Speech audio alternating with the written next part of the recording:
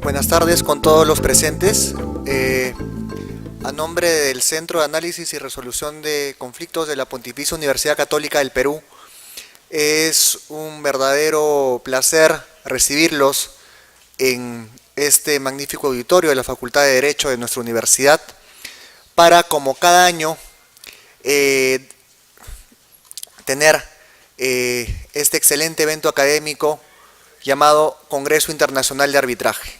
Esta es la 8ª edición de nuestro congreso y de verdad que estamos seguros que vamos a colmar las expectativas académicas que ustedes tienen a bien depositar en nosotros al confiarnos su presencia en estos días de intenso debate y aprendizaje académico sobre la problemática del arbitraje, tanto nacional como internacional. Vamos a empezar nuestra Semana del Arbitraje con la inauguración del Congreso propiamente, para lo cual contamos con esta distinguida mesa que a continuación presentaremos. Buenas noches con todos. Sin más preámbulos, vamos a invitar por favor al secretario general de las empresas del Grupo Telefónica del Perú, doctor Juan Ramón Balcells Olivero, a quien recibimos con fuertes palmas.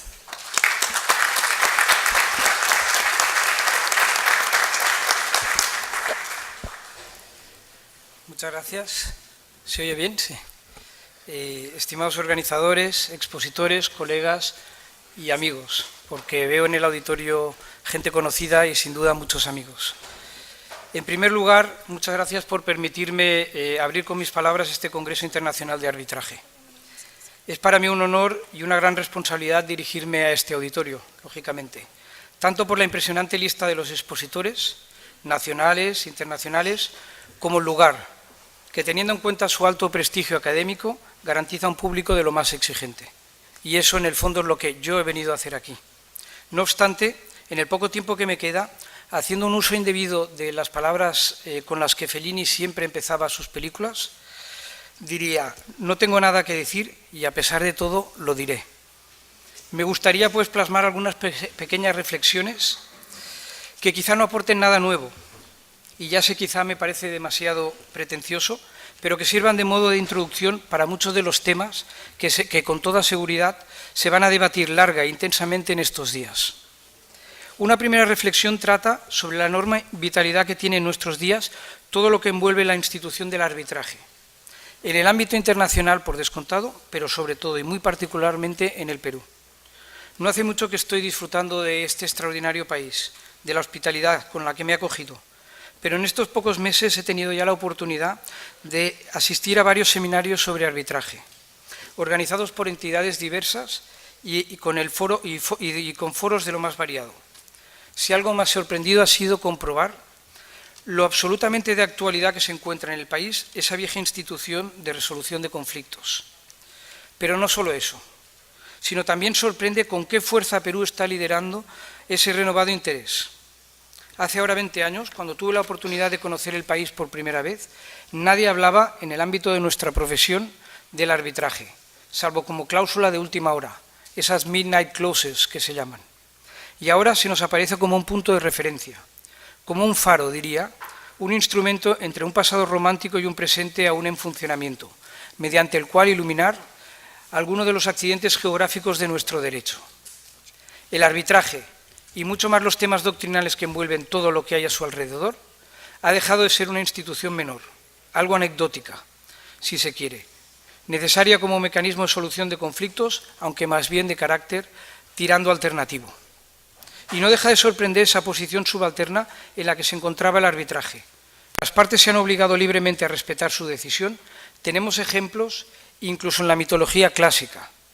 Cuando Zeus, por ejemplo, Zeus y Hera eligieron a Tiresias, quien había sido hombre y mujer. Esta es una larga historia que me gustaría tener tiempo de contaros, pero que lo voy a guardar para otra ocasión. En todo caso, le pidieron que arbitrara sobre si era el hombre o la mujer quien más disfrutaba de mayor placer. Si tenéis curiosidad para saberlo, argumentó que era la mujer, algo que por cierto enfadó muchísimo a Hera, que lo devolvió ciego, y Zeus, para compensarle, lo hizo adivino. En definitiva, ya veréis lo peligroso que es ser arbitraje, no en estos días, sino incluso antes, que tampoco os voy a contar, y eso que me gustaría mucho, porque vamos escasos de tiempo, pero hasta el punto que los textos hebreos más antiguos declaran que la creación del mundo, ni más ni menos, se hizo gracias a un arbitraje. Parece ser que antes de que Dios creara el mundo estaban las furias y el caos, cada uno de ellos que Dios arbitrara el tema. Tampoco había mucha más gente, pero vamos. Así que Dios se puso a la faena, vio que la cosa no iba por buen camino, y este es uno de los muchos laudos que por suerte no llegaron a ejecutarse. En todo caso, lo que os quería contar es que, sin duda, es una de las instituciones más antiguas y a pesar de eso, durante mucho tiempo ha estado un poco relegada. Esa posición casi secundaria quizás se deba ni más ni menos al hecho de haber estado siempre presente, pero nunca tomando el protagonismo, siendo de una forma u otra un mecanismo alternativo. Algo así ha ocurrido con la gastronomía, que habiendo sido siempre necesaria, nadie se le hubiera ocurrido perder mucho tiempo disertando o escribiendo sobre ella. Y sin embargo ahora solo hace falta ver la cantidad de textos que se le dedican a Mistura. Porque podría inquirirse si el auge del arbitraje en el Perú de nuestros días no es algo parecido a lo que ha ocurrido con el boom de la gastronomía peruana. Y perdonadme que use ese ejemplo tan básico. Hace ahora algo menos de 2 décadas, la cocina peruana tenía la misma extraordinaria calidad, variedad y tradición, por lo que es reconocida en nuestros días, pero nadie parecía darle la más mínima importancia. Estaba ahí, pero como invisible. Nadie parecía querer hablar de ello y, sobre todo, perder demasiado tiempo en ello. Era suficiente con que estuviera. Parece igual que con el arbitraje. En estos 20 años, algo ha cambiado. La gastronomía peruana es reconocida en todo el mundo. 2 de sus restaurantes ocupan el número 1 y el número 2 en la lista de los 50 restaurantes más importantes de Latinoamérica. Y se ha generado una floreciente industria a su alrededor. Hasta se habla de que los fogones deberían entrar en la política. Su potencial de pasado, pero sobre todo de futuro, porque ahí es donde quería llegar, al futuro que tiene el arbitraje. Si el mundo en que vivimos está cambiando con una rapidez increíble, es imprescindible que también el arbitraje, como la universidad, cambie con él, o mejor dicho, que sean ambos, cada uno en su campo, los que participen en ese cambio, que sean protagonistas. Pues como decía Petrarca, de la universidad se espera lo mismo que él esperaba de su alma, que ora guarda avanti, ora guarda a dietro. E iniciativas como estas son ejemplos de una universidad que, guardando a dietro, es capaz de detectar con rapidez, con avidez, incluso diría, lo que nos depara el futuro. Algo, por cierto, nada fácil y menos en nuestro tiempo. Lo que hace nuestro mundo distinto al que hemos conocido hasta ahora es que, si bien siempre ha existido el pasado y el futuro, existía también entre ellos un presente, muchas veces largo y apacible, como una interminable tarde de verano, y que servía de conexión entre ambos, entre el día y la noche. Eso ha cambiado, os aseguro que ha cambiado y seguirá cambiando. Sobre todo, eso es lo que ha cambiado. El mundo en que vivimos ya no es como antiguamente. Entre el pasado y el futuro ha dejado de existir el presente. Como aquellos países en que entre el verano y el invierno no llega a instalarse plenamente el otoño. El mundo que hoy conocemos avanza a una velocidad tal que todo lo que no es futuro ya es pasado. Y el futuro corre tanto y con tanta fuerza que va dejando a su paso una cantidad enorme de pasados ya olvidados, que no llegaron nunca a ser presentes. Decía Molière, los antiguos son los antiguos y nosotros somos los de ahora. En nuestros días cambiaríamos los de ahora por los del futuro. O somos futuro o somos pasado. No hay término medio. Por esa razón la universidad, una de las instituciones que tradicionalmente mejor ha sabido conectar el pasado con el presente, se nos aparece ahora como uno de los lugares más necesarios en nuestros días para el desarrollo de estos debates. En un mundo donde el presente prácticamente ha desaparecido, donde el futuro se convierte en pasado a una velocidad increíble, donde aquello que era novedad deja de serlo antes incluso de llegar a consolidarse, es evidente que la universidad se nos aparece un lugar más que idóneo para discutir y debatir en profundidad temas de tanta relevancia como el arbitraje y su futuro. Adelantarnos al arbitraje y a su futuro, que será en breve pasado, pero que sin él nunca podremos conocer en qué dirección avanzar hacia el nuevo futuro, que ya se deja percibir, de un futuro que ahora mismo ya deviene pasado, es misión primordial de todos los que estamos ahí y sin duda una de las razones de existir de la universidad de nuestros días y una de las razones por la que este seminario es tan importante. Combinar pasado con futuro que ha sustituido el presente es el reto del arbitraje y de igual manera es el reto de la nueva universidad. Se ha hablado mucho de la universidad y cómo ésta debe acercarse a la empresa, lo mismo que se ha dicho del arbitraje, que siempre a veces se ha visto como una herramienta para las grandes empresas. Algo que, sin dejar de ser cierto, no excluye todo lo demás, y los temas que a continuación veremos demuestran justamente eso. No hay duda que es necesario hacerlo, pero ese acercamiento a la empresa solo tendrá sentido para la universidad, desde la universidad y desde su propia esencia. Lo mismo para el arbitraje. El acercamiento del arbitraje solo tiene sentido desde el arbitraje y desde su propia esencia. En el caso de la universidad, que sea práctica se le exige, y bien que es necesaria la práctica, pero sin olvidar la teoría, pues sin esta la práctica acaba careciendo de sustento, de base y de la suficiente densidad, con la suficiente temperatura que hace las cosas maleables, como solía decir Jos Braque de su pintura. Este es pues el lugar perfecto para hacer que el arbitraje se sustente, tanto en la práctica como en la teoría. Aquí es el lugar para analizar todos los temas que se proponen de debate desde un punto de vista tanto práctico como teórico, sin olvidar ambos, sin desdeñar ninguno. Por ello, creo que en aras a la trascendencia de todo lo que debe discutirse en estos 2 días, nos encontramos en un entorno privilegiado para hablar del arbitraje y de sus facetas más relevantes, sin querer, claro está, agotar esta materia. Y por ello, solo puedo, en conclusión, desearos lo que Falstaff decía de sí mismo. No solo soy ingenioso yo mismo, sino que soy el motivo que hace nacer el ingenio de los demás. De eso trata esos debates. No me cabe duda que será así, y se encuentran las personas más adecuadas para hacerlo posible. Aunque también es cierto que no es una tarea fácil, al contrario, es una tarea bien difícil. Como decía Hobbes, el uso de la razón exige cierto esfuerzo y trabajo. Muchas gracias y adelante con el esfuerzo y con el trabajo.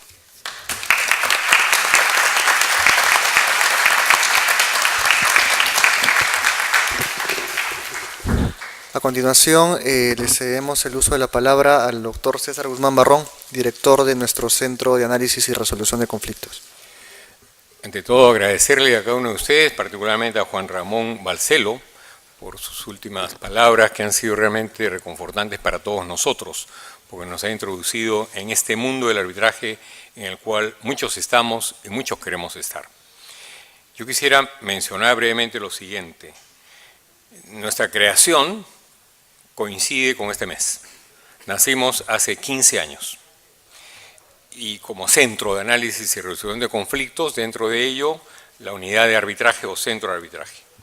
Y lo interesante es que nacimos dentro de una universidad como la Universidad Católica, y en particular con un encargo especial, que era generar espacios donde se promueva la cultura de paz. No dejo y no puedo dejar de mencionar, con ocasión de estos 15 años, la satisfacción de estar con ustedes aquí y poder hacer una pequeña mención al origen de este centro. Y quisiera muy brevemente señalar como abogado un tema legal, porque esto también significa para nosotros como centro un ineludible compromiso de investigación de actividad académica y difusión de conocimientos. Es por eso que realizamos investigaciones y es por eso que realizamos publicaciones.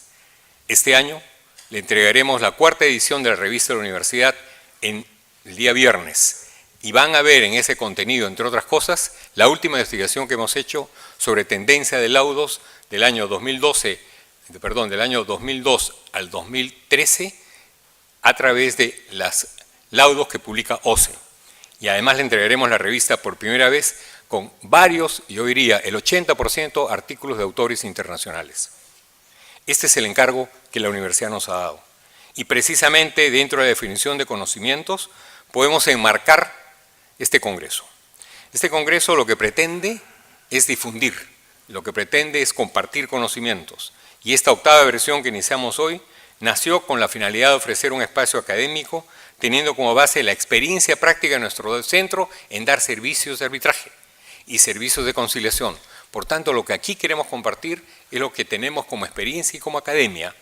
Academia muy bien representada hoy por nuestro flamante decano de la Facultad de Derecho, Alfredo Villavicencio, y para mí es una satisfacción, ha sido y es árbitro del centro en temas de arbitraje laboral. Probablemente por eso ustedes no lo conocen mucho, por su campo de especialidad.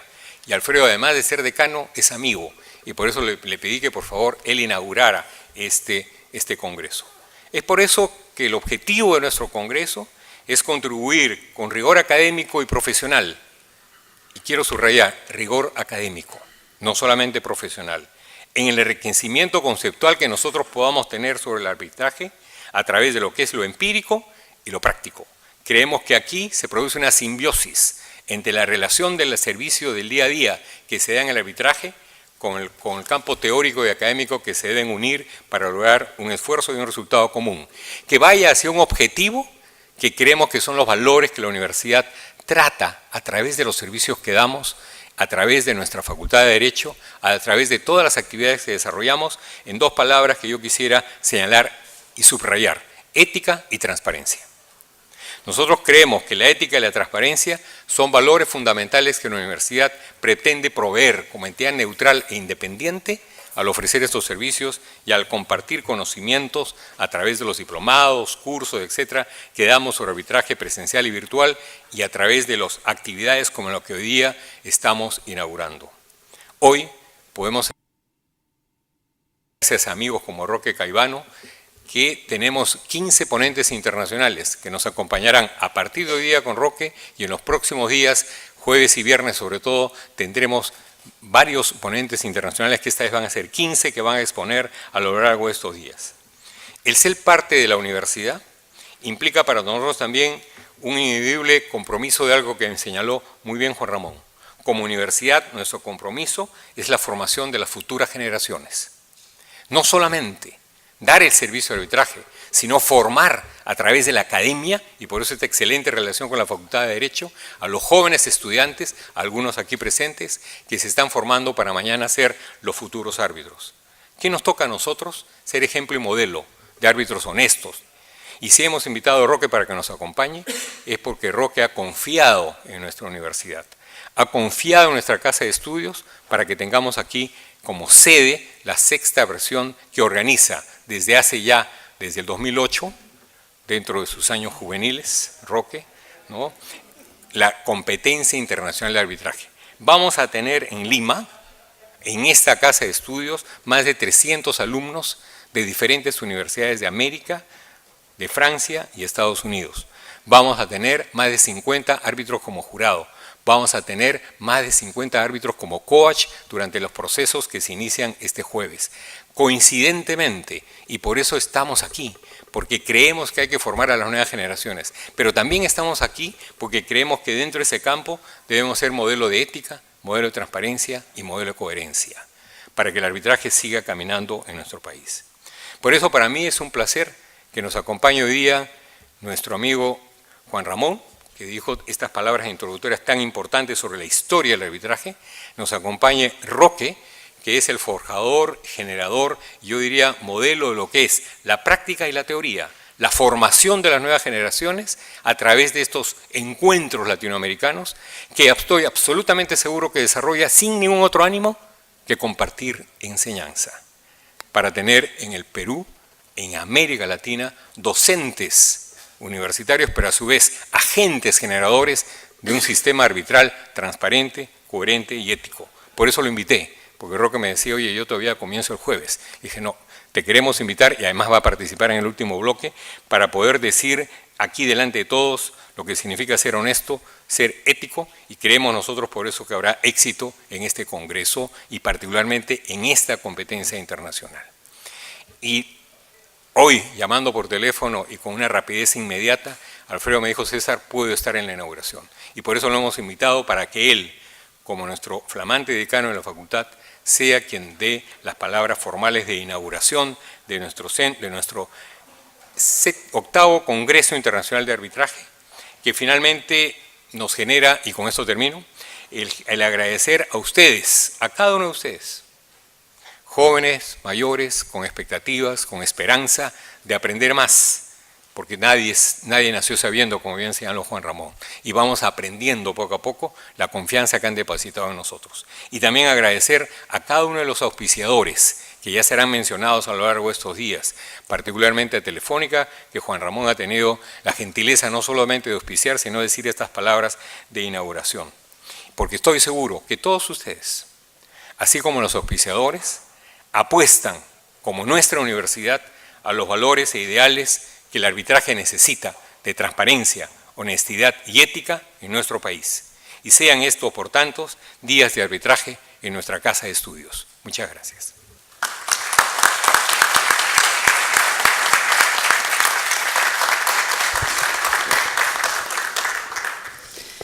A continuación, palabras del presidente de la Comisión Organizadora de la Competencia Internacional de Arbitraje, doctor Roque Caivano. Muchas gracias. Buenas noches. Solo tengo palabras de agradecimiento para la Universidad Católica del Perú, en la presencia de César, del decano Alfredo, de Silvia y de toda la gente que ha estado trabajando en la organización y en la coordinación de esto, que es un evento que ya lleva 7 ediciones, que congrega, como señaló César, a casi 50 universidades con sus respectivos equipos de alumnos, entrenadores, para que ustedes tengan simplemente una idea de la dimensión que significa la organización de esto y cuánto valoramos nosotros que la Universidad Católica del Perú se haya puesto al hombro esta actividad. Vamos a tener entre viernes y sábado 96 audiencias, 96 simulacros de audiencias, lo cual implica tener que contar con 3 árbitros para cada una de esas audiencias que evalúan y califican a los estudiantes, y el domingo, lejos de cualquier posibilidad de descanso religioso o semanal, vamos a estar también trabajando en las rondas eliminatorias para tener el lunes en la mañana la audiencia final que determinará cuál de todos los 50 equipos que están participando es el que ha resultado ganador de la competencia. La competencia tiene un formato académico, tiene un espíritu de ayudar, contribuir a formar a los futuros árbitros y a los futuros abogados en la práctica del arbitraje comercial internacional, y ese es el único objetivo que nos guía en la organización de esto. Simplemente no robar más tiempo de lo que significa la presentación del Congreso, volver a agradecerle al decano, a César, a Silvia y a todo el equipo que ha trabajado con esto, la enorme contribución que han hecho para que la 7ª edición de la Competencia Internacional de Arbitraje, cuyas audiencias serán aquí en la sede de la Universidad Católica, sea un éxito como ha sido en los años anteriores. Y como me decía el decano, no queremos que sea una edición más, queremos que sea la mejor edición de todas las que ha tenido la competencia. Estamos muy seguros, decano, de que esto va a ser así. Muchas gracias.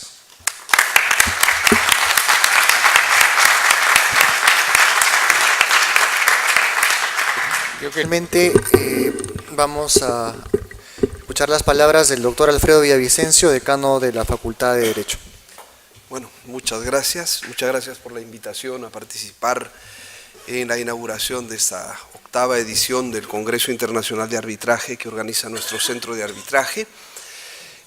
Muchas gracias a todos por participar en el Congreso.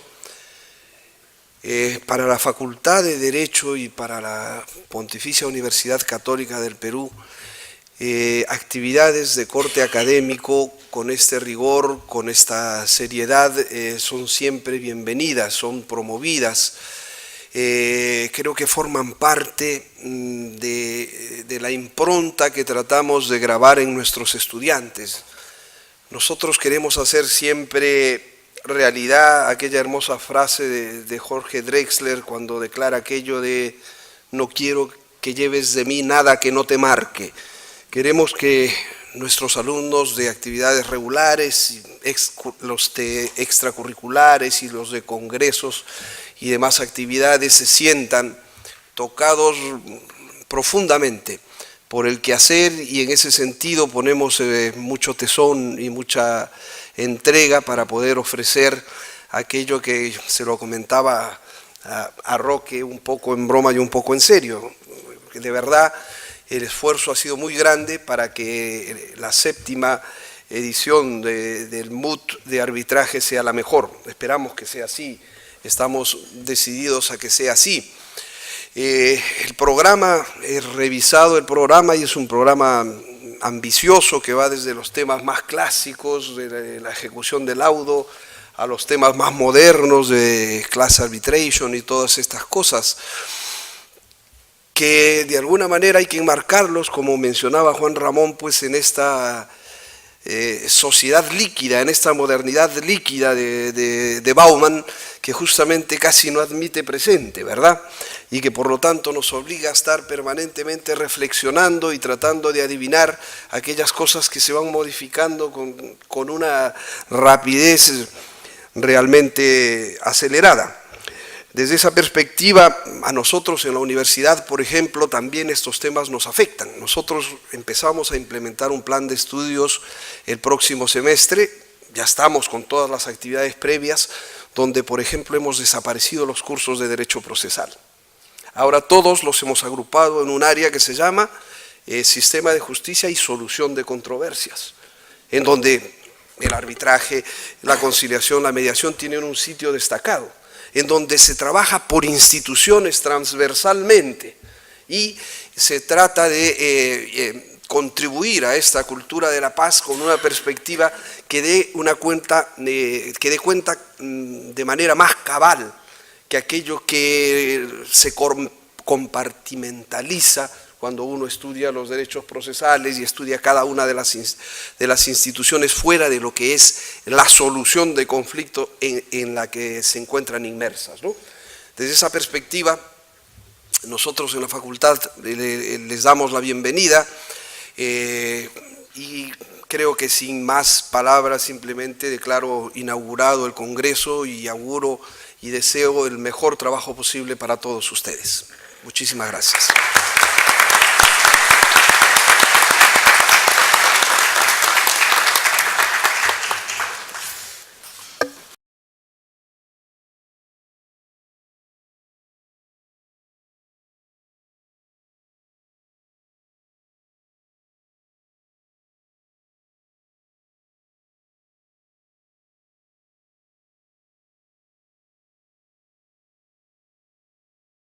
En la interposición del recurso de anulación. Entonces, tenemos bastantes aristas que van a ser cubiertas en este primer bloque. Lo primero es referido al interés para obrar para la interposición de un recurso de anulación. Entonces, atenderemos a cuestiones como las solicitudes en contra del laudo, las famosas solicitudes de rectificación, integración, exclusión, corrección, por ejemplo. La renuncia al derecho de objetar, regulada en el artículo 11 de la Ley de Arbitraje. Y también veremos contra quién se interpone el recurso de anulación, es decir, se debe interponer contra el tribunal arbitral, contra la parte que ganó el arbitraje, qué rol tiene la institución arbitral, acaso hay un litisconsorcio entre estas tres partes señaladas, qué legitimidad para obrar tiene cada una de ellas, y también veremos en la línea de la legitimidad para obrar Por ejemplo, ¿qué hacer como terceros afectados por un laudo arbitral, ¿no?, que vulnera nuestros derechos? ¿Debemos recurrir a la anulación? ¿Qué camino nos da la ley de arbitraje? ¿O debemos más bien recurrir al amparo? ¿Y cómo hacerlo en estos casos? Y finalmente atenderemos a la función de los votos en discordia, ¿no? Es decir, ¿qué función cumple la debida valoración de los votos en discordia para la anulación de un laudo arbitral? En segundo lugar, tenemos el día de hoy al bloque de ejecución del laudo arbitral, donde se abordará los aspectos prácticos de la problemática de la ejecución del laudo arbitral. Entonces tendremos un recuento de los retos y el panorama de la ejecución en sede arbitral de los laudos, qué rol cumple la garantía de cumplimiento para la suspensión de la ejecución del laudo arbitral una vez interpuesto el recurso. Por ejemplo, también el rol de las normas presupuestales del Estado para el pago de los laudos arbitrales, si se fomenta o se dilata innecesariamente el pago de los laudos, la diferencia entre la terminación de las actuaciones arbitrales y el famoso requisito de declarar consentido y ejecutoriado el laudo arbitral, muy propio de la contratación pública, y las diferencias que hay entre ejecutar un laudo de condena o meramente declarativo. Y finalmente tenemos a nuestro tercer bloque, que es el bloque de criterios para la designación de árbitros, muy importante a día de hoy, ¿no?, en donde abordaremos la problemática de la designación de árbitros desde los tres actores principales: designación de árbitros por las partes, designación del presidente del tribunal arbitral por los árbitros designados por las partes y designación por defecto efectuada por los centros de arbitraje. Asimismo, le daremos una incidencia especial a la problemática de designación de árbitros que afrontan las entidades del Estado en el arbitraje de contratación pública, y esto nos conducirá a una conclusión muy importante: la importancia de la adecuada designación de los árbitros para la prevención de las malas prácticas en el arbitraje. Entonces, estos son los temas que trataremos el día de hoy. Como ustedes ven, pues tenemos temas muy variados y de mucha utilidad práctica. Y sin más preámbulos, vamos a dar paso al primer bloque, al bloque el concepto de parte y el legítimo interés para obrar en el control jurisdiccional del laudo arbitral, para lo cual dejo a Karina para que nos pueda presentar a los integrantes de la mesa. Gracias. Bueno, en este primer bloque, como bien mencionó Rigoberto, tenemos al doctor Manuel Villagarcía Noriega como moderador. Él es abogado por la Pontificia Universidad Católica del Perú, especializado en litigios y resolución de controversias, arbitraje, derecho civil, entre otros. Es también árbitro registrado en el Centro de Arbitraje de la Cámara de Comercio de Lima, en el Centro de Arbitraje de la Universidad Católica, así como también en el Centro de Arbitraje de la Cámara de Comercio Americana del Perú, ANCHAM. También nos acompaña en esta mesa el doctor Víctor Madrid Horna. Él es abogado por la Pontificia Universidad Católica del Perú, docente de las facultades de la Facultad de Derecho de la Universidad Católica, UNIFE y la Universidad Nacional Mayor de San Marcos, en el área de contratos, derecho civil y arbitraje. Es consultor en materia de arbitraje y contrataciones con el Estado. Se ha desempeñado como árbitro en diversos procesos administrados y ad hoc. Es expositor sobre temas de su especialidad y ha publicado diversos artículos en la materia. También nos acompaña en esta oportunidad el doctor Richard Martín Tirado, abogado por la Pontificia Universidad Católica del Perú, especialista en contratación pública, arbitraje y derecho administrativo. Él es profesor de la Universidad de Lima, ESAM, la Universidad Católica, entre otras. Así también ha participado como miembro en varias comisiones legislativas, como para la Ley de Bases de Administración Pública, la Ley de Empleo Público, entre otras. Actualmente se desempeña como gerente y socio fundador de Martín Consultores Abogados, así como árbitro y consultor independiente en los temas de su especialidad. Es árbitro inscrito en el registro de la Cámara de Arbitraje de OCE, el Colegio de Ingenieros, el Centro de Arbitraje de la Cámara de Comercio de Lima y el Centro de Arbitraje de la Universidad Católica. Nos acompaña también en esta mesa el doctor Giovanni Priori Posada.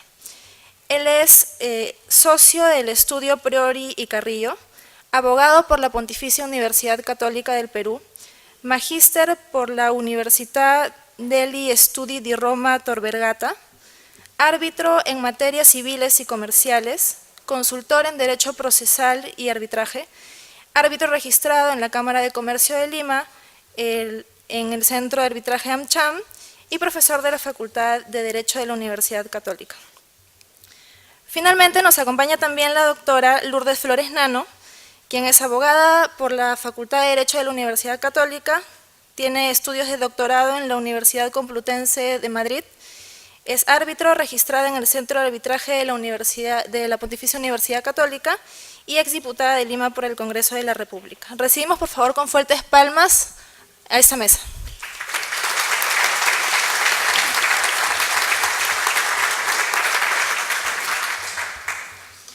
Muchas gracias. En nombre de mis colegas y el mío propio, les agradecemos por la invitación a participar en este 8º Congreso Internacional de Arbitraje que se realiza en nuestra alma mater. El tema que nos ha tocado, como ya lo mencionó Rigoberto al presentar el tema, es el concepto de parte y el legítimo interés para obrar en el control jurisdiccional del laudo arbitral. Un tema realmente importante. En el pasado hemos visto que ha habido intromisión de algunos jueces en arbitrajes en trámite. Y de ahí que la nueva ley en su artículo 3º, inciso 4, establece que ninguna actuación ni mandato fuera de las actuaciones arbitrales podrá dejar sin efecto las decisiones del tribunal arbitral, a excepción del control judicial posterior mediante el recurso de anulación del laudo. Entonces, lo que tenemos es que hoy por hoy, habiéndose subsanado lo que ocurrió en el pasado, nadie puede interferir en un arbitraje en trámite. Luego que se expida el laudo arbitral, se podrá seguir su control jurisdiccional vía el recurso de anulación. Y eso es tan importante y ha suscitado tantas dudas que inclusive existe un pleno jurisdiccional distrital de las salas comerciales de Lima, del Poder Judicial del 2010, que se refieren justamente a la ejecución de los laudos arbitrales contra terceros. Un poco de esto iremos hablando ahora. Y por cierto también tenemos el pronunciamiento del Tribunal Constitucional en el caso del proceso de Sociedad Minera de Responsabilidad Limitada María Julia, donde protegen a la jurisdicción arbitral y se establece que tan solo en 3 casos muy puntuales y excepcionales se podrá plantear un amparo contra ellos. Uno de esos temas, Lourdes va a hablarnos ahora. Lo que vamos a proponerles un panel muy dinámico en base a preguntas, y mis colegas nos irán ayudando, y luego al final de este panel, por favor, siéntanse en absoluta libertad de hacernos preguntas. Si les parece, entonces, empezamos con el doctor Víctor Madrid en el tema ¿cómo se manifiestan la legitimidad para obrar y el interés para obrar en la interposición del recurso de anulación? ¿Y cuál es el rol de las solicitudes en contra del laudo reguladas en el artículo 58 de la Ley de Arbitraje? Víctor. Muchas gracias. En primer lugar, agradecer a los organizadores de este 8º Congreso Internacional de Arbitraje, que aquí en la Universidad Católica ya se ha convertido en un lugar de debate, de reflexión sobre el arbitraje y los problemas que tiene, ¿no? Es un espacio muy importante que la Universidad Católica, a través de su centro, ya ha logrado posicionar. Pues bien, efectivamente, como acaba de señalar Manuel, nos toca a nosotros abordar el tema de concepto de parte y legítimo interés para obrar en el control jurisdiccional del arbitraje. Es decir, nos proponemos discutir un poco, intercambiar ideas sobre cuáles serían los aspectos más relevantes para determinar quiénes están legitimados o facultados para asistir al proceso de anulación del laudo, que como sabemos es el recurso que la ley peruana, digamos, ha reservado para el control de validez de los laudos, ¿no?, que se dictan en el marco de un proceso arbitral. Pues bien, esta pregunta, que aparentemente podría ser considerada sencilla, es decir, parece claro que quienes pueden interponer el recurso de anulación son las partes en el proceso. Sin embargo, vamos a ver que tiene una serie de tropiezos en relación a casos concretos, en los cuales, como ya se adelantó, podría también considerar la inclusión de los árbitros para defender en algunos casos y bajo ciertas causales los laudos que dictan. Sin embargo, yo quería hacer un planteamiento previo que me parece necesario. Estamos obviamente abordando un aspecto de naturaleza eminentemente procesal. El trámite del recurso de anulación del laudo es un trámite obviamente que se tramita que habilitaría al acceso a este recurso, estaría básicamente en manos de las partes que han asistido al proceso de arbitraje, independientemente de la composición que ha tenido. Porque claro, los recursos básicamente recaen en cuanto a su legitimación, ¿no?, a los sujetos procesales. Si es que estamos hablando de un recurso, difícilmente se podría entender de otra manera en el marco de la teoría del derecho procesal o de la teoría del proceso. Sin embargo, esta posición no es nada pacífica y contra ella más bien se ha dirigido aquella que considera que más bien el trámite del recurso de anulación, mal llamado recurso, sería más bien un proceso. Bueno, está claro que en ambos casos, sea que se considere un proceso autónomo o que se considere un recurso dentro de todo el marco de un proceso que tendría etapas, la pretensión impugnatoria, la pretensión obviamente que va dirigida a atacar el laudo, en este caso en cuanto a su validez, se mantiene, digamos, uniforme. Sin embargo, si nosotros consideramos que el recurso de anulación es un proceso autónomo, me imagino, por ejemplo, el caso del proceso de nulidad de cosa juzgada fraudulenta, en cuanto tiene una pretensión obviamente orientada a precisamente cuestionar una decisión, tendría obviamente nos obligaría a afrontar de manera distinta el tema de la composición de las partes, porque en un proceso la legitimidad obviamente ya no nace a partir de quienes fueron parte en el proceso y están recurriendo, como es el caso del tratamiento anterior, es decir, concebirlo como un mero recurso. En un proceso autónomo, obviamente la legitimidad para iniciar el recurso mismo, entre comillas recurso, el proceso, ya sería distinta. Ahora, ¿por qué algunos han sostenido que es un recurso y por qué otros sostienen que es un proceso autónomo? ¿Y por qué esta discusión sería relevante para esta mesa? Yo creo que sí es relevante. Miren, si nosotros tratamos de encontrar algunas pistas en la ley de arbitraje, esta o la anterior, podríamos considerar por lo pronto que es un recurso en la medida que en el arbitraje, obviamente por la manera como está diseñado el arbitraje, goza de reglas procesales propias en las que la instancia se agota con el laudo. Me refiero a la instancia considerándola como el espacio donde se produce una decisión de fondo.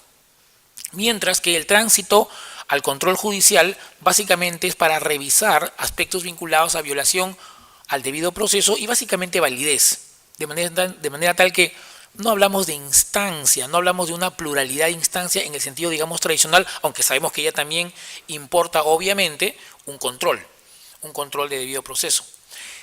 Otros, sin embargo, consideran que el recurso de anulación, independientemente de que se llame recurso o no, es en realidad un proceso autónomo, como el caso, por ejemplo, que mencionaba de el proceso que se ocupa de la nulidad de la cosa juzgada fraudulenta en sede civil, en sede procesal civil. ¿Por qué? Porque si ustedes se dan cuenta, en la norma existen ciertos rasgos, ciertos elementos que permitirían por lo menos sugerirlo. Por ejemplo, voy a nombrar lo que me acuerdo ahorita, ¿no? Por ejemplo, en el trámite de recurso de anulación hay un contradictorio, un trámite muy parecido al contradictorio, que obviamente es privativo de los procesos, ¿no?, autónomos, ¿no? Hay una actividad probatoria, que también es típica de estos tránsitos, digamos, procesales típicos de los procesos, mientras que en el marco de un recurso, digamos, ello no se suele presentar de esa forma y no tiene por qué ser así. Sin embargo, también hay rasgos que permiten pensar de que estamos siempre frente a un simple recurso. Ahora, estas disquisiciones que yo estoy tratando un poquito de lanzar de manera un poco provocadora, tienen por objeto básicamente hacer una reflexión previa antes de analizar el concepto de legitimidad, ¿no?, y interés para obrar, porque son conceptos que tienen un contenido específico en el derecho procesal, ¿no? Y eso lo sabemos bien. Sin embargo, en el caso del arbitraje, el recurso de anulación, a mi parecer, plantea una cuestión que no está presente en el proceso civil, y es si es que este proceso, este recurso, este trámite de validez, que se conoce como recurso a anulación, es realmente un recurso o es realmente un proceso autónomo. Yo creo que si uno sigue, digamos, explorando la norma o aspectos vinculados a la norma, va a llegar a la conclusión de que bien se podría sostener uno u otro. Algunos sostienen, por ejemplo, que la pluralidad de instancias es un eje de reflexión para analizar si efectivamente el control de validez debería ser considerado eso, un recurso y no un proceso. En fin, yo definitivamente no pienso agotar el tema con una posición sobre ese tema que es muy complejo y además tiene muchísimos años de debate, pero sí me adelanto a decir algo en relación a la primera pregunta que, digamos, me toca afrontar, ¿no? Existen supuestos en la ley de arbitraje, voy a tratar de concatenar mi primera pregunta con la segunda, en la que definitivamente la norma ha optado un camino que dentro de la sede procesal nosotros conoceríamos como interés para obrar, en mi opinión, y me explico por qué. Queda claro que las partes o los sujetos procesales, o sea, aquellos que han asistido al proceso arbitral, están legitimados para interponer un recurso de anulación contra el laudo que se dicte y que ponga al fin al proceso arbitral. Eso parece que no admite mayor discusión. Y esto que no es tan absoluto, pero digamos es lo más pacífico. Sin embargo, estos mismos sujetos procesales podrían estar limitados en el ejercicio del recurso de anulación bajo ciertos supuestos, que es justamente lo que, digamos, voy a tratar de introducir con la segunda pregunta, es decir, ¿qué rol tienen las solicitudes del laudo que regula el artículo 58? Ustedes saben que el artículo 58 de la ley de arbitraje se ocupa de los pedidos contra el laudo, es decir, aquellos pedidos de aclaración, ¿no?, corrección, exclusión, etcétera, que, digamos, son de carácter horizontal y que son dirigidos ante el tribunal para que el tribunal pueda corregir, aclarar, precisar, excluir o integrar una parte que no haya sido, digamos, debidamente resuelta al momento de la emisión del laudo. Sin embargo, ese artículo 58 que regula esos pedidos sí tiene, digamos, una vinculación con el tema que estoy tratando de presentar en esta primera ronda. Observen bien. La ley de arbitraje, siguiendo el estándar internacional, ha tratado de seguir una pauta vinculada al fortalecimiento de los laudos, como parte finalmente del fortalecimiento y el crecimiento del arbitraje en una escala global. En ese orden de ideas, por ejemplo, el pedido de exclusión que introdujo la nueva ley peruana tiene por objeto fundamentalmente evitar la anulación inoficiosa, o sea, aquella anulación parcial que va a provocar un reenvío, una demora, una eficiencia, ¿no?, en el proceso y obviamente no va a traer para nada. Entonces, concluyo solamente con esta pequeña idea. Estos pedidos han sido concebidos como requisitos para la interposición de algunos recursos de anulación. Por ejemplo, en el caso de la exclusión. Se considera que si se produce un extremo del laudo que no debió ser incluido en la sentencia, sea porque viola temas de arbitrabilidad objetiva, por ejemplo, entonces se sostiene que si la parte que tuvo la oportunidad de pedir la exclusión no la pidió, perdería interés para obrar al momento de interposición del laudo. De hecho, hay algunas sentencias de la Corte que se han pronunciado en ese sentido. Es decir, si yo no pedí la exclusión de un extremo del laudo y luego me pretendo ir en anulación por esa misma razón, todo parece indicar que esta norma, conectada con el principio de la renuncia al derecho de objetar, impediría que la parte interesada pueda recurrir a través del control de validez. Dejo ahí este tema planteado y continuamos con lo que viene. Muchas gracias. Muchas gracias. El doctor Giovanni, yo les pido, vamos a hacer un panel bien dinámico y les agradezco por sus aplausos, pero pediría que sean al final. El doctor Giovanni Priori, Giovanni, te preguntaríamos, ¿contra quién debe interponerse el recurso a anulación del laudo? ¿Quién debe defender la validez del laudo arbitral? ¿Forman acaso todos ellos un litisconsorcio? Muchas gracias también por la invitación y por la presentación. Trataré de responder esto en los 5 minutos que hemos acordado debo hablar. En definitiva, la pregunta que se me hace para este panel puede ser traducida en términos procesales por quién tiene legitimidad para obrar pasiva en el recurso de anulación del laudo arbitral. Y dado que nos tenemos que preguntar, o nos estamos preguntando sobre la legitimidad para obrar pasiva, tenemos que hacer el mismo análisis que corresponde hacer cada vez que nos preguntamos acerca de la legitimidad. Y este análisis es acerca de a quién afectaría la pretensión que se está planteando en esta anulación. Y aquí yo quiero distanciarme un poco de la común noción que existe en torno a legitimidad para obrar, que quizá en este caso nos daría una respuesta bastante fácil, pero creo equivocada. La noción difundida sobre legitimidad para obrar nos dice que legitimidad para obrar consiste en determinar que los sujetos de la relación procesal, material, se trasladen a la relación procesal. Pero esta definición, que es bastante simple, nos origina más problemas que soluciones. Y por eso yo sigo más bien a la idea no de reproducción de la relación material en la relación procesal, lo que quizá nos llevaría fácilmente a determinar que entonces la relación arbitraje se tendría que trasladar al proceso, y ahí nos genera entonces los problemas y los árbitros y el centro de arbitraje, etcétera, sino más bien hacer una pregunta en torno a la pretensión. En caso se ampare la pretensión que ha sido planteada, ¿a quién afectaría esa decisión sobre esa pretensión?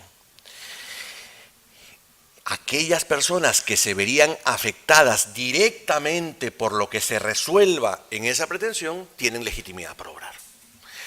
Entonces, como estamos frente a un recurso de anulación del laudo, donde la pretensión, más allá si es un recurso o un proceso, es que se declare la nulidad del laudo arbitral, la pregunta que nos debemos hacer es, ¿quién se afectaría en caso se declare fundada la anulación del laudo arbitral?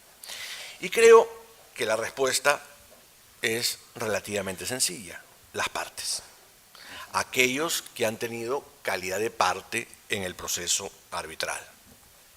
Y como me quedan 2 minutos y medio, quiero en estos 2 minutos y medio plantear rápidamente algunas hipótesis. La hipótesis más sencilla es que en el arbitraje uno haya sido el demandante y uno haya sido el demandado. De modo que, evidentemente, quien ha perdido tendrá la legitimidad para obrar activa, si es que alega que se presenta alguna de las causales de anulación, y la contraparte tendrá legitimidad para obrar pasiva. Pero también puede ocurrir que en el arbitraje hayan sido varios los demandantes y varios los demandados. Bastaría que cualquiera de ellos, o el demandante si perdió o el demandado si perdió, inicie el proceso arbitral, inicie la anulación del laudo arbitral, para que inmediatamente nosotros nos tengamos que preguntar si solo uno de los demandantes, imaginando que estos se han perdido en el arbitraje, formula la pretensión de anulación del laudo arbitral, ¿a quién tendría que demandar? La respuesta es a todos aquellos que se verían afectados en caso la sentencia ampare la anulación, es decir, a los demandados y a sus codemandantes. Y esto porque, me voy a adelantar a la última pregunta, existe un litisconsorcio necesario. Es decir, sea lo que se resuelva en el proceso de anulación del laudo arbitral, esta decisión va a afectar a todos por igual, porque el laudo será o nulo para todos o válido para todos. Y como en materia procesal es imposible que exista un litisconsorcio necesario, o mejor dicho, que exista la obligación de varios liticonsortes necesarios de demandar conjuntamente, entonces si solo uno quiere demandar la anulación, todos los codemandantes y los demandados deberán ser citados al proceso. En los 30 segundos que me quedan, solamente quizá esta regla que acabo de anunciar pueda tener una excepción.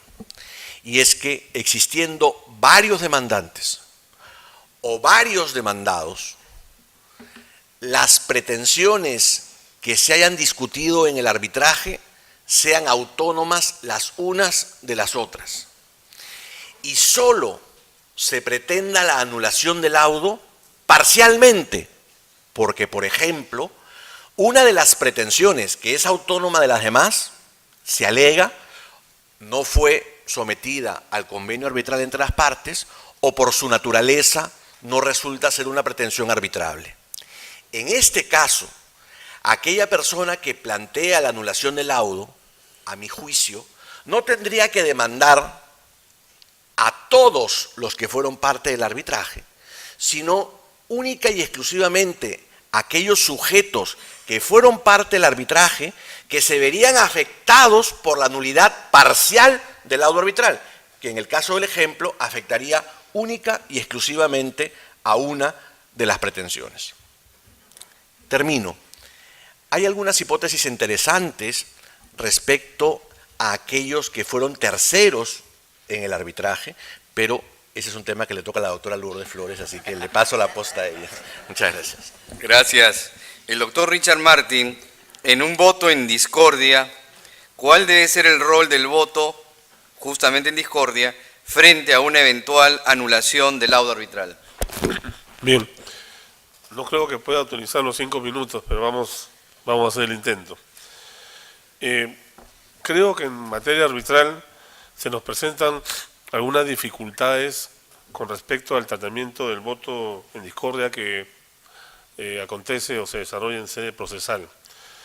El voto en discordia en realidad es un voto particular o singular en sede arbitral y básicamente coincide en una opinión divergente entre los miembros de un tribunal arbitral, pero habría que distinguir qué es el supuesto o cuál es el caso en que no coinciden los integrantes de un tribunal arbitral, porque evidentemente en un régimen de árbitro único posiblemente no hay ese conflicto, o no lo hay, ¿no?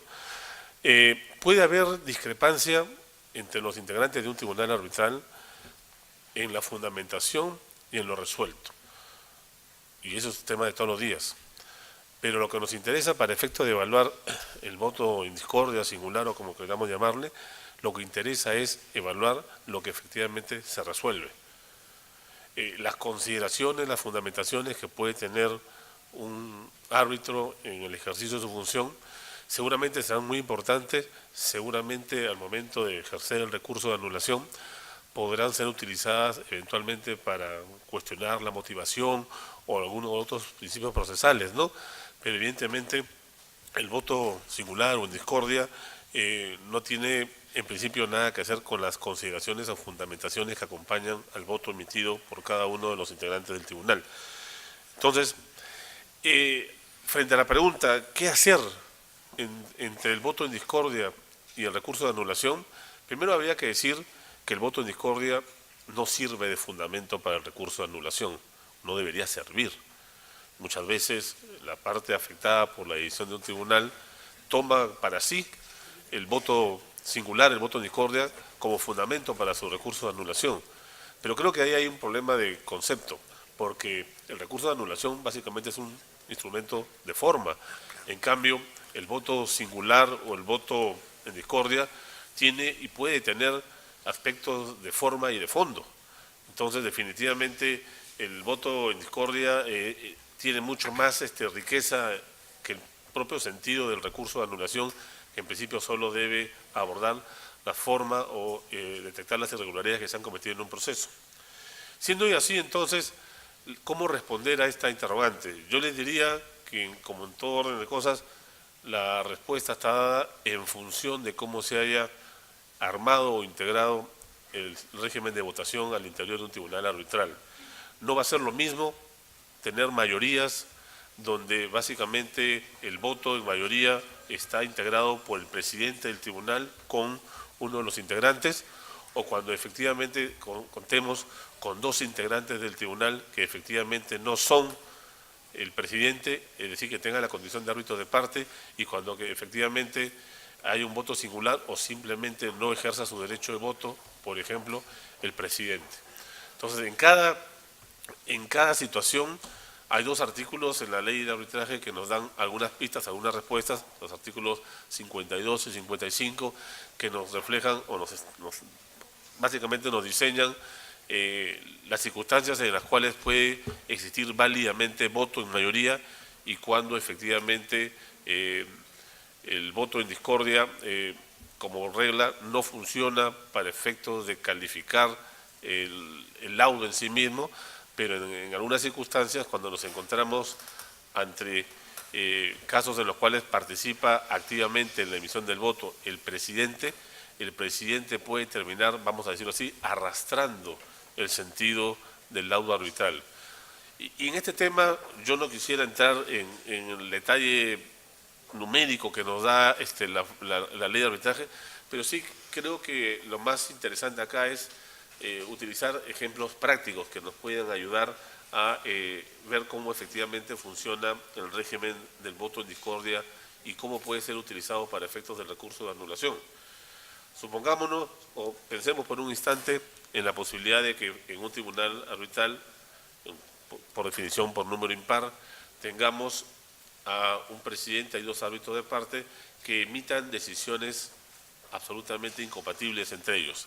Un presidente que emite una decisión declarando improcedente y los otros integrantes del tribunal declarando infundado o simplemente, y el otro árbitro en minoría, el que ejerce su voto en discordia, por ejemplo, emite una decisión declarando fundada las pretensiones procesales.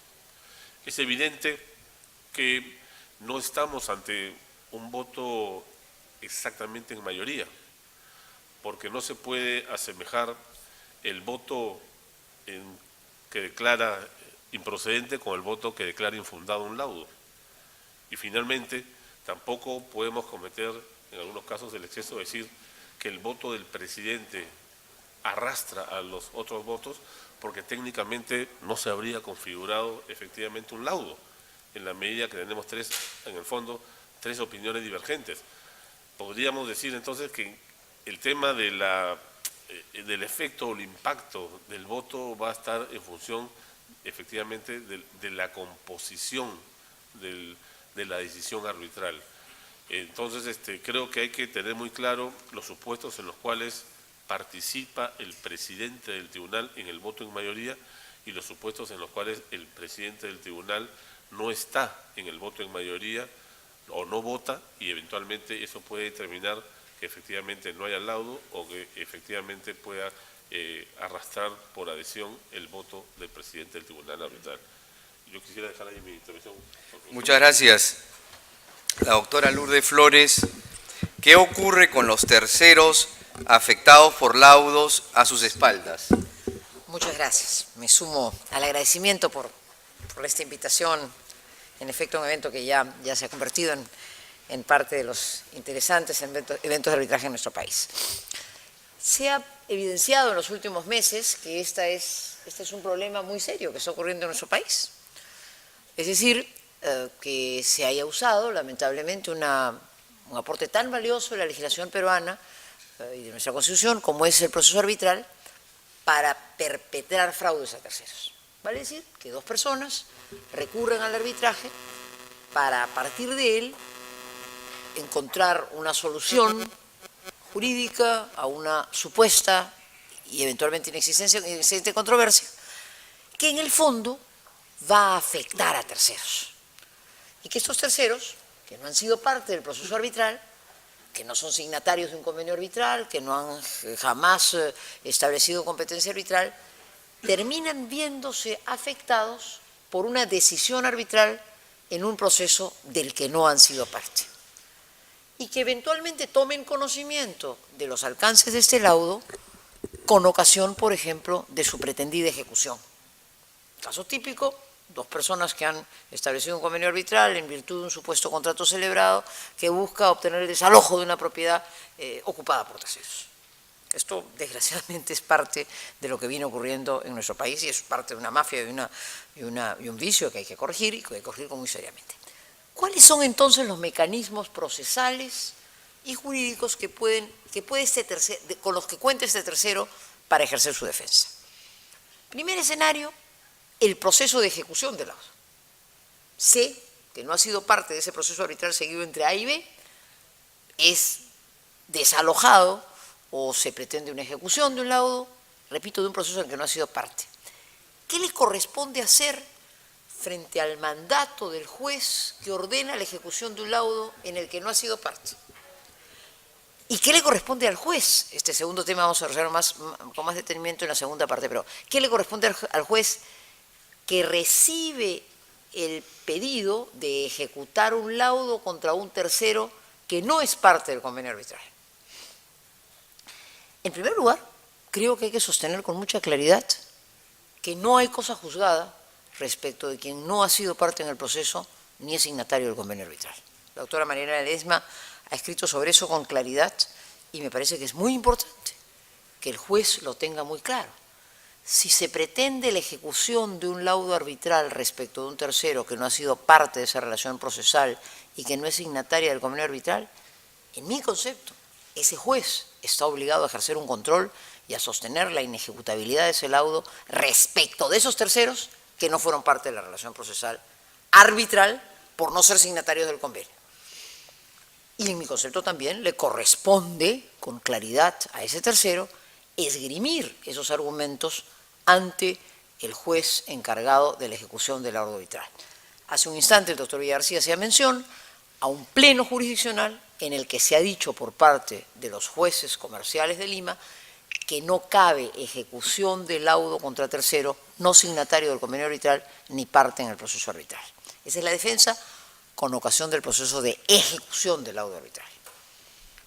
El segundo elemento tiene que ver con la posible anulación del laudo y con algunos de los elementos que hace un instante han sido planteados en las intervenciones del doctor Madrid y del doctor Priori.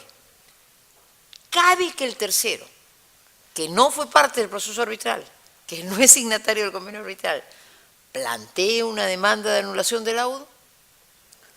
Hay por ahí algunas sentencias que indican que no lo puede hacer y que no lo podría hacer por no haber sido parte del proceso arbitral en el que además por mandato de la ley de arbitraje tendría que haberse esgrimido en el proceso arbitral los defectos que se esgrimen o las causales de anulación, inexistencia de convenio arbitral, no arbitrabilidad de la materia, lo que fuere, particularmente eso, no inexistencia de convenio arbitral, o defecto de notificación, o no haber sido citado, etcétera. Elementos que no pudieron ser planteados por ese tercero en el proceso arbitral porque no era parte, porque lo desconocía. Yo, en el fondo, yo no creo en esa tesis. Yo sí creo que está habilitada la posibilidad de plantear la anulación del laudo arbitral, porque si toma conocimiento de la existencia de un laudo, a pesar de no haber sido parte del proceso, porque obviamente se siguió a sus espaldas, en principio el proceso madre para cuestionar, para ejercer el control de legalidad es el que se dio ese instante, y cuestionar la legalidad de un laudo es en esencia, en mi concepto, la anulación del laudo. Ese es el proceso en el que por esencia el juez ejerce su control jurisdiccional. Hay, sin embargo, repito, alguna sentencia que le han negado legitimidad al tercero, sosteniendo que la anulación del laudo no es la vía.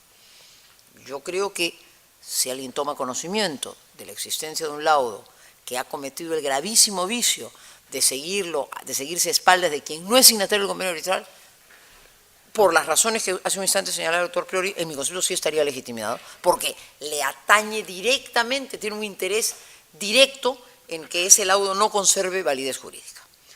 Pero afortunadamente, si ese segundo tema puede suscitarse dudas, sí se ha abierto, y me parece que tendríamos que explorar con mucha más fuerza, la posibilidad de habilitar el amparo excepcionalmente frente a este supuesto. Cuando un tercero, no comprendido en un proceso arbitral, por no ser signatario del convenio arbitral y por haberse seguido a sus espaldas un proceso, toma conocimiento de un laudo que termina, por ejemplo, como ocasión de una ejecución, o aún sin que ésta se hubiera producido, que va a afectarlo en su haz de derechos, no habiéndose podido defender legítimamente en el proceso arbitral, el interesante precedente que se ha citado de la sentencia María Julia ha dicho que la vía ordinaria para cuestionar el laudo es el proceso de anulación, pero que excepcionalmente tres supuestos, entre ellos este específicamente, habilitan el proceso de amparo de manera excepcional. El proceso de amparo, según la sentencia de María Julia, se convierte en una vía excepcional a través del cual un tercero no comprendido en el proceso arbitral invoca ante el juez constitucional la afectación de los derechos de los que es víctima como consecuencia de un proceso arbitral seguido a sus espaldas. Y constituye uno de los supuestos excepcionales. Si ya María Julia lo había dicho con claridad, la sentencia recaída en el caso de Giovanni Paredes es aún más explícita. Y el Tribunal Constitucional ha dicho en ese supuesto que el laudo dictado a espaldas de un tercero, no signatario de convenio arbitral ni partícipe en el proceso, se convierte en un laudo inejecutable. Ese laudo podrá surtir sus efectos, si las partes no lo cuestionan, respecto de ellas, pero en ningún caso podría ejecutarse respecto del tercero a cuyas espaldas se siguió. Y concluyo entonces señalando que afortunadamente la jurisprudencia del Tribunal Constitucional ha habilitado el amparo con claridad para hacerse valer como un mecanismo de defensa frente a este tercero.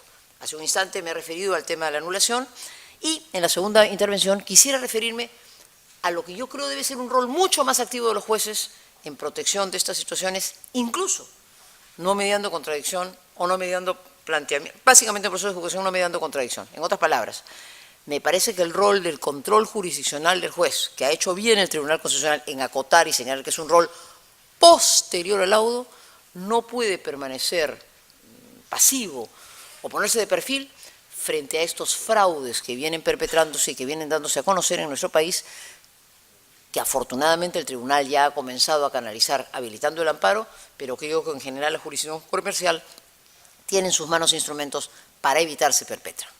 Insisto entonces y resumo la tesis, no cabe conferirle valor de cosa juzgada ni ejecutarse laudo en perjuicio de terceros. Si esto ocurre, el amparo está habilitado y en mi concepto el rol del juez como contralor jurisdiccional de la legalidad y de la efectividad del laudo está habilitado como mecanismo para impedir que estos fraudes se perpetren.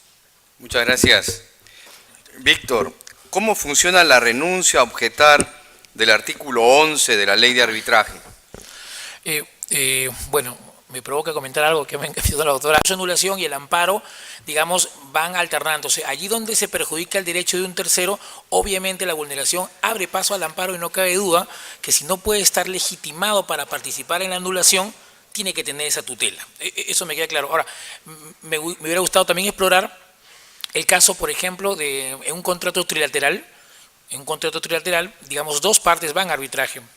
Es decir, un tercero signatario no va a arbitraje, pero cuando se produce la emisión del laudo, ese tercero, bueno, es tercero, en realidad es parte signataria, pero que no ha participado en el proceso, quiere ir a anulación, porque considera que, siguiendo por Giovanni, decir, los efectos de lo que se dicte más allá de que se replique o no la relación sustantiva, le va a afectar. Me parece a mí que definitivamente las Cortes tienen que ir reconduciendo el concepto de vía idónea, porque allí donde la vía idónea se agota, obviamente se abre el amparo inmediatamente, porque lo que no puede ocurrir es que un laudo obviamente afecte la esfera jurídica a un tercero signatario no y que lo perjudica. Ahora, bueno, yo eso lo dejo ahí porque es muchísimo más amplio que esto. En relación al tema de la renuncia al derecho a objetar, yo quería comentar dos cosas muy rápidas. Dentro del marco de la evolución del arbitraje, definitivamente se han venido generando instituciones, principios, determinados axiomas que las normas UNCITRAL, las normas modelo han venido replicando en las legislaciones comparadas de arbitraje de cara a ser más eficiente, a maximizar, digamos, los laudos, a evitar las objeciones, a evitar, digamos, que pierdan fuerza los laudos que se dictan en el marco del arbitraje. Uno de estos principios está consagrado o está plasmado, concretizado en la renuncia al derecho a objetar.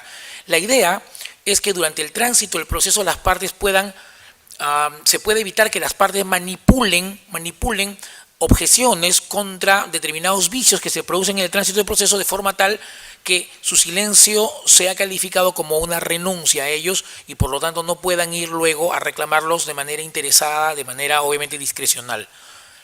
Esto obviamente tiene como antecedente en el proceso civil el hecho de que muchas veces los justiciables, las partes en el proceso, guardan nulidades, ¿no? Guardan objeciones bajo la manga para en su oportunidad hacerlas valer de manera interesada. Un principio como este lo que busca es precisamente generar estancos para que el proceso, digamos, no pueda ser minado, no pueda ser vulnerado por objeciones de pronto válidas, pero que, digamos, se pudieron haber cerrado en su momento. Ahora, este principio, sin embargo, que es todo un logro en el desarrollo del arbitraje, digamos, adquiere relevancia cuando se ocupa del caso de la anulación del laudo. Como ustedes saben, para el ejercicio, para la interposición del recurso de anulación del laudo, la ley, siguiendo el estándar, señala que el justiciable, el que pretende la anulación, tiene que haber cumplido ciertos requisitos. Por ejemplo, haber denunciado oportunamente el vicio, que justamente constituye, ¿no?, la causal de anulación. Fíjense que esta metodología, que podría resumirse en una suerte de interés para obrar, está tratando de limitar el ejercicio recursivo al recurso de anulación, pero no para perjudicar los derechos de terceros, sino para evitar la manipulación de los vicios que pudieron haber sido denunciados oportunamente. Un caso típico, por ejemplo, son los temas vinculados a indebida composición, ¿no? A veces las partes asisten en un proceso, las reglas son modificadas, pero la parte interesadamente no dice nada en relación a las reglas, porque espera que, dependiendo del curso del proceso, pueda utilizar ese vicio para luego impugnar el laudo. Justamente eso es lo que busca evitar el principio de la renuncia al derecho a objetar. Sin embargo, la pregunta que voy a dejar planteada, porque este tema es un tema muy amplio, es la siguiente. ¿Qué ocurre cuando se produce un vicio con ocasión, porque ustedes saben que los vicios pueden ocurrir intraproceso y con ocasión de la emisión del laudo? ¿Qué pasa cuando se produce un vicio con ocasión de la emisión del laudo, ¿no?, y la parte que considera que existe este vicio no presenta estas solicitudes que hacía mención hace unos minutos? Es decir, no pide la integración, tampoco pide la exclusión, y sin embargo luego va a anulación. Si nosotros coordinamos la manera como en la ley peruana se exige que la parte que denuncie y que impugne el laudo haya previamente efectuado el reclamo, y sumamos eso con lo que dispone la renuncia al derecho a objetar, tendríamos que convenir que la lógica de la norma es evitar que en ese caso la persona que interpone el recurso de anulación, digamos, pueda conseguir exitosamente una decisión sobre esa causal, porque habría agotado o habría incurrido en un supuesto de renuncia tácita al derecho a objetar. Y ojo que el artículo que estamos comentando, me refiero al artículo 11, hace expresa mención al caso de la anulación. Sin embargo, este tema, que aparentemente parece sencillo, presenta una serie de complejidades si nosotros consideramos, por ejemplo, que con la renuncia al derecho a objetar podría yo ir contra temas de arbitrabilidad o temas de orden público que si bien es cierto no fueron denunciados oportunamente, quedarían siempre sometidos a un control, porque el recurso de anulación finalmente es un control de validez, y los jueces, por lo menos en nuestra experiencia, han sido proclives a sancionar las violaciones que no fueron oportunamente denunciadas. Voy a poner un ejemplo y con eso termino. Imaginémonos que sobre el tema del arbitraje y el tema de los adicionales, que está regulado, me refiero a los adicionales de obra, un tribunal arbitral lauda por encima de los adicionales permitidos y por lo tanto genera una causal de anulación. Sin embargo, la parte a quien se le opone el laudo, conociendo del exceso sobre este adicional, no pide la exclusión del extremo del laudo que precisamente superaría el monto máximo permitido. Dejando a salvo obviamente la discusión si los adicionales son arbitrarios o no. Lo cierto es que no dice nada y deja que el laudo quede, digamos, firme en sede arbitral, pero luego va a anulación y dice, este adicional, ese extremo tiene que ser anulado porque ha contravenido una norma imperativa que señala que será causa de anulación, ¿no?, el laudo sobre adicionales en estas condiciones. La parte que defiende el laudo dice, señores jueces, efectivamente se ha producido un exceso en relación a los adicionales, pero esta parte consintió. Es decir, esta parte tuvo la oportunidad de pedir que se excluya este extremo del laudo y no lo hizo. Y por lo tanto se ha generado un supuesto que precisamente describe la renuncia al derecho a objetar y por lo tanto ya no podría ser objeto de anulación lo que está demandando. Sobre este particular, solamente para que vean que el tema no tiene nada de pacífico, las salas han decidido en diferentes sentidos. Por ejemplo, algunas han dicho que tengo que ejercer un control porque se trata de un tema imperativo y por lo tanto anulo el laudo por esa causal. Otros dicen no, porque no cumple con el requisito que la ley señala, es decir, tú tienes que haber reclamado previamente y tuviste la oportunidad a través del pedido de exclusión, por ejemplo, de hacerlo. Como no lo hiciste, entonces se ha producido un supuesto de la renuncia al derecho a objetar y pierdes obviamente legitimidad y declaran improcedente incluso el recurso de anulación. Entonces, el principio denominado renuncia al derecho a objetar, si bien es cierto, es un principio que tiene por objeto mejorar la eficiencia y la eficacia de los laudos y evitar la vulnerabilidad del proceso y de los laudos, también encuentra en el caso sobre todo de la anulación algunas objeciones vinculadas al deseo de los jueces de ejercer siempre un control de validez, sobre todo cuando se trata de vulneración de normas imperativas, que es precisamente lo que entretiene el caso de las causales de anulación. Yo lo dejo ahí. Gracias. Al inicio de tu intervención, Víctor, mencionaste un contrato suscrito por 3 partes. Sí. Y que solamente 2 habían intervenido en el arbitraje. Tengamos cuidado, porque esos 3 son partes, claro, no son terceros. Correcto. Tercero es aquel que no ha intervenido en el contrato, ¿no? Inclusive, ya hemos discutido mucho en los congresos nuestro famoso artículo 14, que se refiere a partes no signatarias, que son parte, pero que no han suscrito el contrato. En este caso, lo que tú planteabas es tripartito, las 3 partes han suscrito el contrato. Entonces, no se aplica el concepto de tercero, como Lourdes antes nos mencionaba. No quería hacer ese comentario. Yo quería decir esto. Efectivamente, es parte del contrato, no cabe duda. Sin embargo, en el momento en que se interpone el recurso a anulación, como no ha sido parte en el proceso arbitral, justamente la sala le denegó el acceso al recurso a anulación, porque lo consideraba tercero. En ese sentido, claro. Gracias. Giovanni, ¿cuál debe ser el rol de la parte que ganó el arbitraje, del tribunal arbitral y del centro de arbitraje? ¿Qué ocurre en la práctica nacional? Yo quería, precisamente, antes de abordar esa pregunta, responder sobre este tema, porque sí creo que en materia arbitral a veces se suele confundir esta posición de concepto de parte y de tercero, porque se suele confundir el concepto de parte en el contrato, parte en el convenio arbitral y parte en el arbitraje. Y sobre la base de este concepto, precisamente el artículo 14, prácticamente todos son parte. Y entonces poco importa de si es el contrato, el convenio, del arbitraje. Y lo quería hacer a raíz de una intervención de Víctor, pero ahora que ya tú también lo tocas, aprovecho. En definitiva, la hipótesis que ha puesto Víctor es sumamente interesante, porque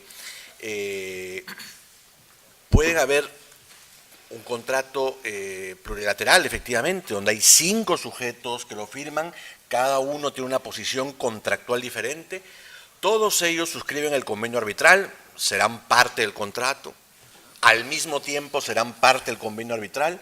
Hipotéticamente podría ocurrir que, siendo parte del mismo contrato, no todos hayan suscrito el convenio arbitral. Entonces ahí sí entraremos a todo este problema que nos plantea el artículo 14, de los terceros y la extensión, etcétera. Pero suscribiendo los 5 el contrato y los 5 el convenio arbitral, podría ocurrir que, dada la naturaleza del conflicto, solamente 2 estén en el arbitraje, ¿no? Porque la discusión únicamente interesa a estos 2. Entonces, si la relación en el arbitraje fue bien conformada, difícilmente lo decidido en ese arbitraje podría afectar a quien no participó del arbitraje, si el arbitraje se constituyó bien. Porque, claro, si es que en el arbitraje debió haber estado C y no estuvo, evidentemente es un supuesto donde el laudo está afectando a un tercero y se aplica todo lo que ha dicho la doctora Lourdes Flores. El problema es, si no afectándole, ese tercero puede iniciar una anulación del laudo. Es decir, si no tiene ninguna afectación, yo, por supuesto, no creo que su sola condición de parte en el contrato lo legitime para poder iniciar la anulación, en tanto que sea fundada o sea que sea infundada la anulación del laudo, para seguir la misma técnica de la definición de qué se entiende por legitimación, lo va a dejar absolutamente en la misma posición, con lo cual no tendría por qué estar. Eso respecto a este tema. Y como ya me quedan 45 segundos, bueno, yo creo, ya además, creo que las preguntas son casi las conclusiones a lo que había dicho en mi primera intervención. Solo aquel que es parte, con esto que acabo de decir además, está legitimado para intervenir, y por lo tanto considero que los árbitros no están legitimados, por supuesto, ni para pedir la anulación del laudo y tampoco para que se les demande para la anulación. Y esto porque la anulación del laudo única y exclusivamente es un juicio de validez del laudo arbitral. No es un proceso donde se pretende determinar la responsabilidad del árbitro. Entonces, de allí no se va a concluir que el árbitro es o no responsable. Quizá pudieran haber hipótesis absolutamente excepcionales, normalmente vinculadas a fraude en el arbitraje, que las cosas que se pudieran decidir en la anulación del laudo pudieran, digamos, por conexión, tener algún impacto en la responsabilidad de los árbitros. Pero creo que ni los árbitros ni los centros de arbitraje tienen legitimidad ni para ser demandantes ni para ser demandados. Gracias. Richard, ¿qué rol cumple el árbitro que vote en discordia frente a la interposición de un recurso de anulación? Yo quiero también utilizar la misma metodología que Giovanni para hacer comentarios en paralelo, porque he sido de alguna manera referenciado por alusión por Víctor. El caso que él plantea, yo fui el presidente del tribunal. Entonces, ¿cuál es el tema? Hay contratos, como los contratos de concesión, donde no es fácil identificar con claridad quiénes son las partes. En los contratos de concesión hay una figura técnica que es la figura del operador, que normalmente aparece integrado con la figura del efectivamente concesionario. Y en el caso que plantea Víctor, que fue un caso muy notorio que llegó hasta el Tribunal Constitucional, y el Tribunal dijo que el operador era tercero, básicamente lo que se discutía era si se podía sustituir o no a la figura del operador. Y por un análisis contractual, y el problema en realidad no es del tribunal, sino del propio contrato que sirvió de fundamento, en el propio contrato no se había hecho bien la separación entre el rol de un asesor de una de las partes, esto es de la concesionaria, y el rol del operador. Entonces el contrato era, en nuestro concepto, confuso. Y eso provocó, pues, que en su momento el tribunal dijera, el operador es parte indisoluble de la relación en el caso de la sociedad concesionaria. Si es parte indisoluble, debía tener un mecanismo interno para que el concesionario fuera el que tuviera su mecanismo para elegir su árbitro. Pero si era una parte separable y era sustituible, ahí venía el tema de que un asesor puede ser sustituido, pero un operador que es parte del concesionario no puede así nomás ser sustituido. Y ese era el problema que finalmente derivó un poco en las contingencias de tercero que plantea Víctor. Pero son problemas vinculados a la complejidad de determinados contratos donde no se puede separar ese carácter, vamos a decir, los plurintereses que concurren a la estructura de una sociedad concesionaria. Entonces el tema es complejo, pero tiene que ver con la naturaleza del contrato que en su momento fue materia de referencia. Otro segundo comentario que yo quería hacer era, ya que estamos hablando de figuras de tercero, es que tengo la impresión que estas reglas que estamos discutiendo hoy en día en materia de arbitraje en general, tienen algunas aristas en materia de contratación estatal y básicamente en lo que se ha venido a denominar arbitraje regulatorio, porque valgan verdades, en nuestro derecho interno las entidades públicas litigan por sí mismas, no litigan en nombre del Estado, voy a ser claro, es un arbitraje de entidades, no es un arbitraje donde el concepto de Estado sea uno solo, de forma tal que nos podemos encontrar en determinados procesos con intereses que pudieran parecer estatales en su conjunto, pero que en la práctica no lo son. El regulador a veces defiende intereses que no son los intereses del concesionario, el concedente, o sus propios intereses, ¿correcto? Inclusive tenemos procesos arbitrales donde el Estado litiga a través de entidades, entre entidades mismas. Entonces podemos hablar de un concepto unitario de Estado en el ámbito del derecho interno y particularmente en el régimen de contratación, me parece complicado. Un poco la tendencia que se ha ido formando en nuestro país, y en este tema hay, como en todo orden de cosas, hay distintas posturas, es que hay intereses concretos en cada entidad y que no necesariamente coinciden con los intereses de otras entidades que, siendo públicas, no tienen necesariamente los mismos intereses que la entidad que tiene la condición de parte. Eso se ve mucho en el caso de organismos reguladores que muchas veces tienen un rol medio disperso. A veces el regulador termina defendiendo lo que debería defender el concedente, el ministerio, a veces el concedente ministerio hace lo que debería hacer el regulador. Es por esta indefinición de los roles que tienen las entidades cuando se defienden, y ahí surgen los problemas de quién termina siendo realmente parte, quién termina siendo finalmente tercero, si a veces los intereses no son lo mismo. El artículo 14, ahí en materia regulatoria, refleja algunas limitaciones, porque básicamente el artículo 14 está diseñado para controversias privadas y no necesariamente calza para un tema tan complejo como el arbitraje estatal. No sé si tengo tiempo para responder mi pregunta, ¿no es cierto? Pero, en fin, Un minuto. un minuto. Se nos pregunta qué rol cumple el árbitro que vote en discordia frente a la interposición de un recurso. Creo que ha quedado claro con la intervención de Giovanni que los árbitros no somos partes del proceso de anulación del laudo arbitral y que básicamente lo que deberíamos tratar es de ver o esperar cómo se recibe esa decisión que se revisa en sede judicial.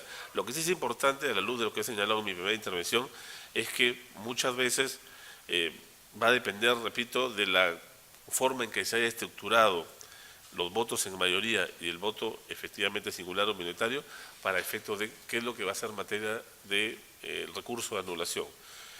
Hay situaciones en las cuales la parte afectada por la decisión arbitral recurre únicamente respecto del voto en mayoría. Hay situaciones en las que recurre respecto del voto en mayoría y respecto incluso del voto singular.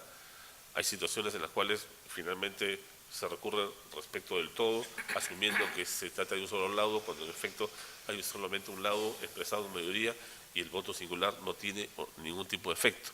Hay que estar a lo que finalmente pretenda en cada caso quienes interponen el respectivo recurso de anulación. Gracias. Lourdes, tú ya lo habías esbozado. Por favor, ¿qué rol debe tener el juez en el fraude contra terceros, en los procesos de ejecución y anulación? ¿Cómo no? Primero un brevísimo comentario en la línea que todos estamos entrando. Quizás lo que nos hemos planteado en este debate sin haber querido necesariamente entrar por ahí el tema es que el artículo 14 de la ley, desde la perspectiva del arbitraje, ¿no?, en el proceso arbitral nos habilita y nos obliga a los árbitros, y también a las partes, pero claramente a los árbitros, a contemplar, como ha dicho bien Richard Martin, la complejidad de relaciones que pueden tener las partes, demandante o demandada, para ser comprendidos o no en el proceso arbitral, independientemente de la relación jurídico-procesal que se haya entablado. En otras palabras, qué partes no signatarias eventualmente del convenio arbitral, o qué partes contractuales signatarias del convenio arbitral, pero no demandadas o no demandantes o demandadas en el proceso arbitral, deben ser comprendidas en la relación procesal.